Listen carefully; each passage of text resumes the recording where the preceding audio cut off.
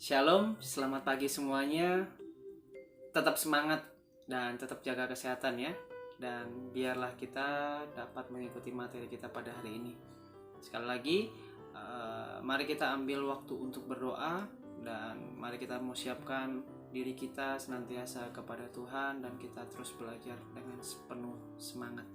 Mari kita berdoa.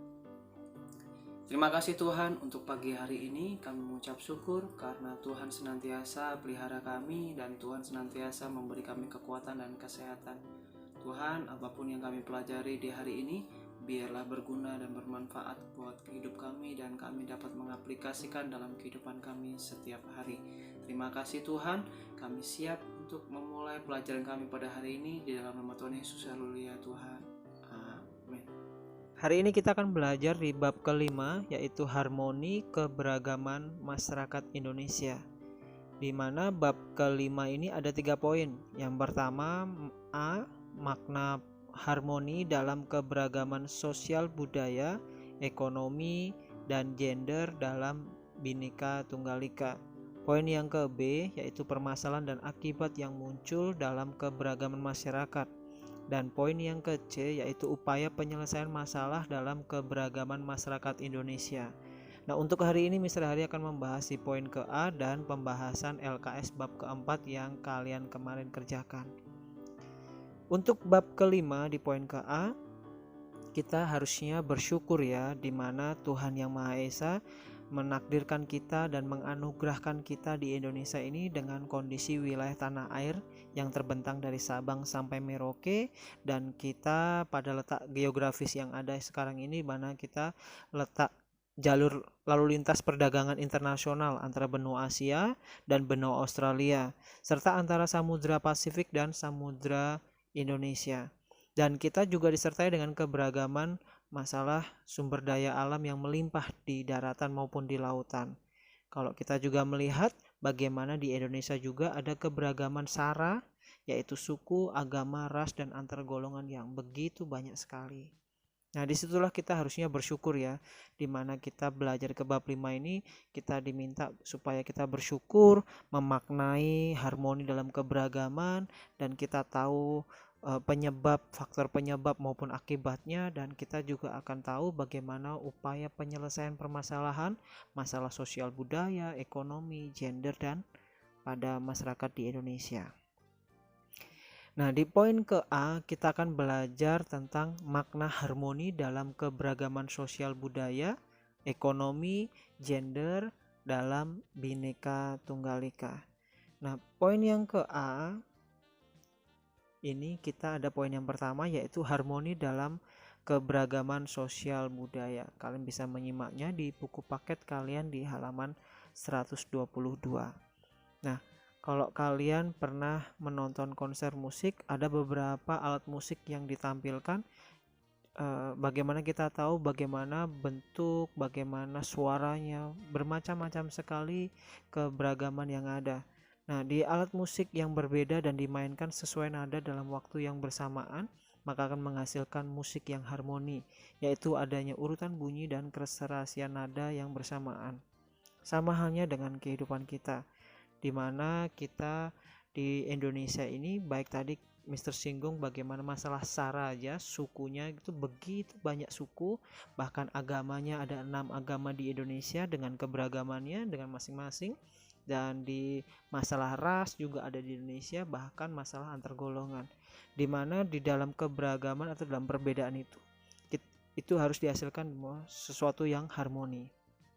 Nah, di poin ke A kita bisa melihat bagaimana keberagaman agama dan kepercayaan yang dianut bangsa Indonesia, suku, agama, dan golongan usia penduduk pola hubungan masyarakat. Nah, poin yang ke B dari nomor yang pertama, yaitu masyarakat Indonesia beragam dalam bidang budaya.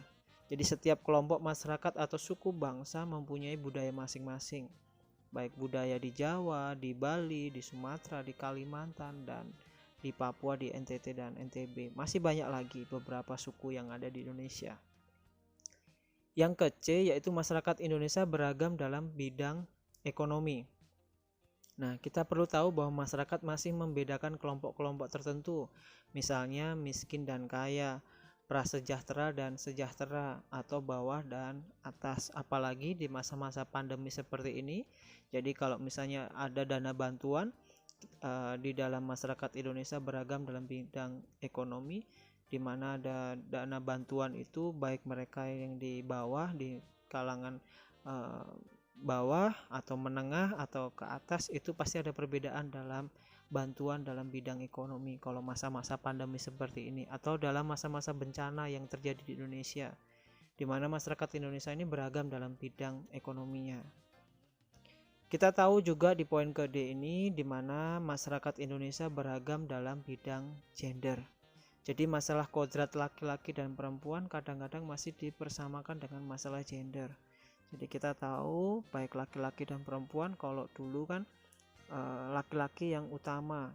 Bahkan kita kemarin kalian belajar bahwa ada keturunan dari pihak laki-laki, misalnya ada suku di mana dia lebih mengutamakan laki-laki, ada suku yang mengutamakan perempuan, masalah hubungan satu dengan yang lain. Nah, kita perlu tahu juga ada beberapa juga hal di mana kita tahu kalau kalian masih ingat di bab keempat ada sistem kekerabatan itu parental atau patrilineal atau matrilineal. Nah, di situ kita tahu bagaimana masalah gender ini seringkali dipermasalahkan atau seringkali sampai turun temurun masih dipertahankan.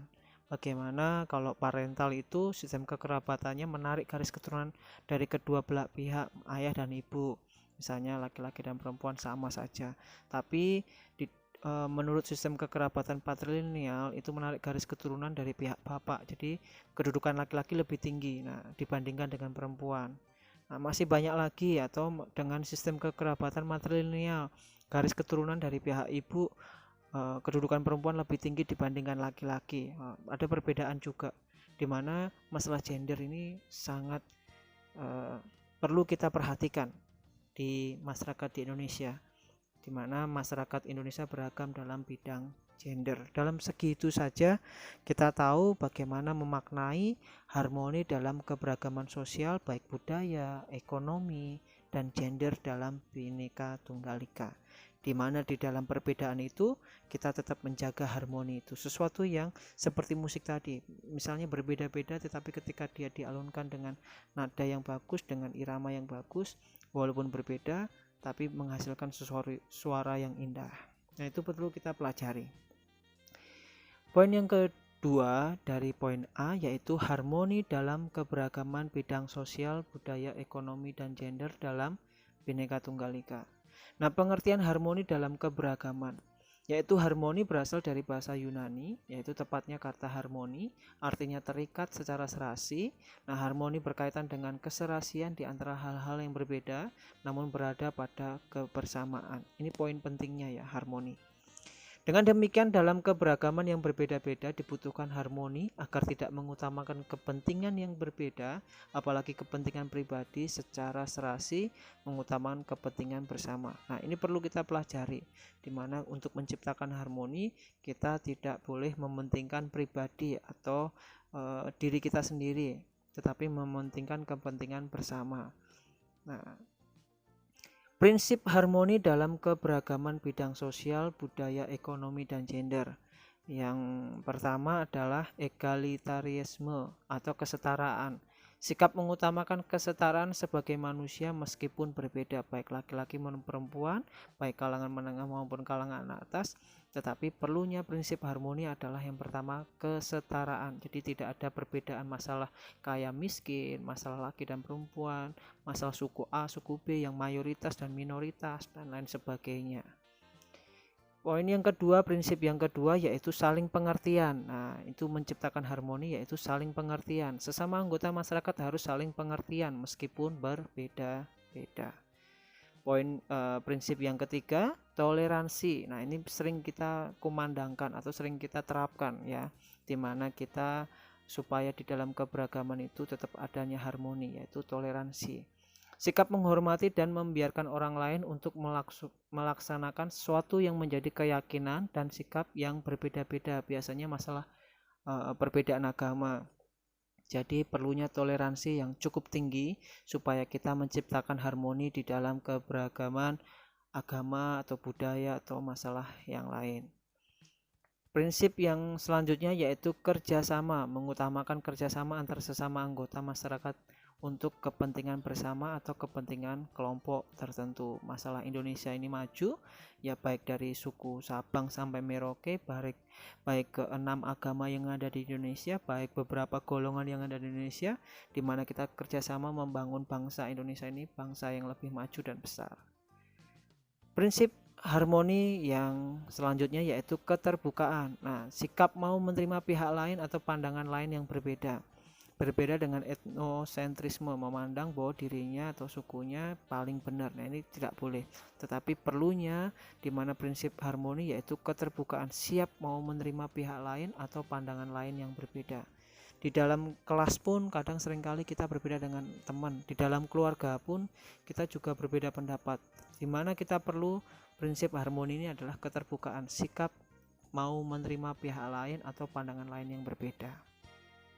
Yang terakhir, yang selanjutnya, bagaimana penghargaan atau prestasi, sikap menghargai pihak berdasarkan prestasi atau hasil kerja secara sportif, bukan karena keturunan, kesukuan, ras, atau yang lain. Misalnya ini di dalam sebuah lomba atau di dalam ajang perlombaan ya, di dalam ajang gengsi, di mana kalau misalnya kita panitianya orang Jawa, ketika ada suku lain ya kita tidak boleh kita cari yang suku Jawa aja yang biar menang, atau suku Bali aja yang menang, yang suku yang lain nggak boleh menang. Nah, itu contoh simpelnya ya. Jadi di dalam sebuah ini kita harus sportif di dalam menghargai atau memberikan prestasi kepada seseorang tanpa harus memandang suku atau agamanya atau rasnya atau yang lain. Nah, disinilah beberapa prinsip yang harus kita terapkan untuk memaknai harmoni dalam keberagaman bidang sosial, budaya, ekonomi, dan gender dalam Bhinneka Tunggal Ika. Nah, ini poin penting. Di dalam keluarga merupakan akar harmoni dalam masyarakat. Ciptakan itu untuk memaknai sesuatu harmoni yang berbeda di dalam keberagaman masyarakat Indonesia. Perlu kita tahu bahwa kita harus menciptakan di dalam keluarga kita masing-masing. Kalau mungkin di dalam keluarga mungkin ada sebuah trouble atau permasalahan, tidak ada harmoni di dalam perbedaan, baik masalah gender, kakak dan adik, masalah anak dengan orang tua, atau masalah sebaliknya orang tua dengan anak atau kakak dengan adik dan lain sebagainya. Nah, atau di dalam masyarakat kita dengan tetangga yang berbeda agama, berbeda suku, atau ketika kita dengan lingkungan yang ada kita berbeda dengan antar golongan. Nah, ini kuncinya. Keluarga merupakan akar harmoni. Jadi penting sekali kita bentuk dulu di dalam keluarga. Ketika kita di lingkungan, ketika di masyarakat, kita dapat menciptakan harmoni walaupun berbeda. Karena itu penting sekali keluarga merupakan akar harmoni dalam masyarakat. Ciptakan itu di dalam keluarga kalian masing-masing. Karena keluarga merupakan lingkungan sosial pertama dari setiap individu. Oleh karena itu, keluarga memiliki peran penting sebagai keharmonisan setiap anggota keluarganya untuk menciptakan negara yang harmonis juga. Ini penting ya. Jadi negara yang harmonis itu dimulai dari keluarga-keluarga yang dimana mereka menciptakan sesuatu harmonis di dalam lingkungan keluarganya. Karena itu adalah bentuk akar harmoni di dalam masyarakat, bahkan di dalam negara kita Indonesia. Kalau di dalam keluarga kita masih belum ada keharmonisan, bagaimana tadi prinsip-prinsipnya? Kalau kita lihat ada sistem kesetaraan, saling pengertian, toleransi, kerjasama, keterbukaan, bahkan penghargaan atau prestasi perlu kita terapkan. Kita mungkin sebagai anak bagaimana kita harus benar-benar menghargai atau kerjasama dengan orang tua. Orang tua sudah bekerja membanting tulang untuk mencukupi kebutuhan kita sekolah. Nah, kita harusnya kerjasama dong sebagai siswa, sebagai anak, kita sungguh-sungguh belajar. Itu penting, ciptakan itu di dalam keluarga kalian. Atau saling pengertian, mereka sudah bersusah payah sebagai orang tua, sudah menafkahi kita untuk membiayai kita sekolah, ya harusnya kita pengertian dong, supaya kita benar-benar bisa memberikan yang terbaik, ya sungguh-sungguh belajar. Jadi tidak ada malas-malas, sudah buang-buang pulsa dan sebagainya, kita justru malas-malasan belajar. Atau masalah keterbukaan. Jadi kalau misalnya kita punya masalah, unek-unek kepada orang tua, belajar menyampaikan. Di situ penting sekali gimana kita ada hubungan kedekatan kita dengan orang tua. Itu saja yang Mister bisa berikan untuk poin ke A. Nah, selanjutnya Mister Ari akan memberikan penjelasan tentang jawaban poin A, poin B, poin C di LKS. Tuhan Yesus memberkati.